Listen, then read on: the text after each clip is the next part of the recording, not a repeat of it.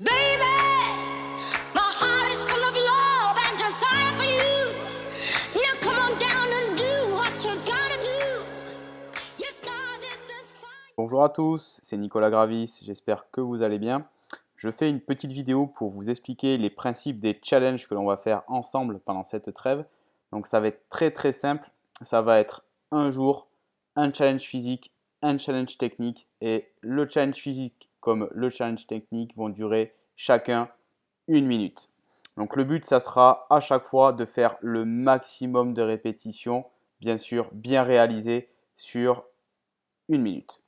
Deuxième point important, c'est que vous allez pouvoir réaliser autant d'essais par jour que vous le souhaitez pour réaliser votre meilleure performance. Vous vous dites peut-être, oui, avec un challenge d'1 minute, on ne va pas bosser beaucoup pendant cette trêve. Mais si, en fait, parce que si vous êtes régulier, si vous répétez plusieurs fois par jour, au bout d'un moment, vous allez voir que ça va commencer à piquer. Aussi, pour chacun des challenges, vous allez pouvoir tenter de battre votre record ou le record des autres éventuellement tout au long de la période de trêve.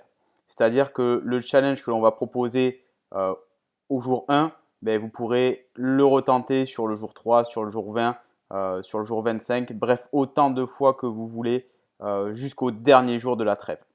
Et au fur et à mesure que les jours vont avancer, vous aurez de plus en plus d'exercices, de plus en plus de challenges.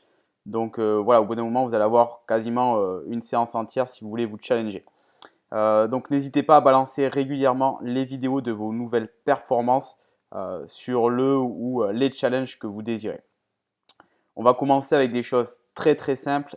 L'idée, c'est que vous puissiez réaliser les challenges avec très peu de matériel, voire uniquement votre poids de corps, dans des espaces très réduits, que ce soit votre salon, votre chambre, ou si vous avez un petit peu plus de chance, votre balcon, ou éventuellement un petit bout de jardin. Donc n'hésitez pas à également nous proposer de nouveaux challenges. Je partagerai vos vidéos avec grand plaisir. Donc pourquoi je vous propose ça? Tout d'abord, c'est pour bien évidemment maintenir votre condition physique. Ça pourra venir en complément de votre programme individuel. Prenez vraiment ça comme cette trêve comme une opportunité pour vous développer physiquement. C'est clair que là, on a un petit peu plus de temps que pendant la période de compétition. C'est pour ça que je dis que c'est une opportunité.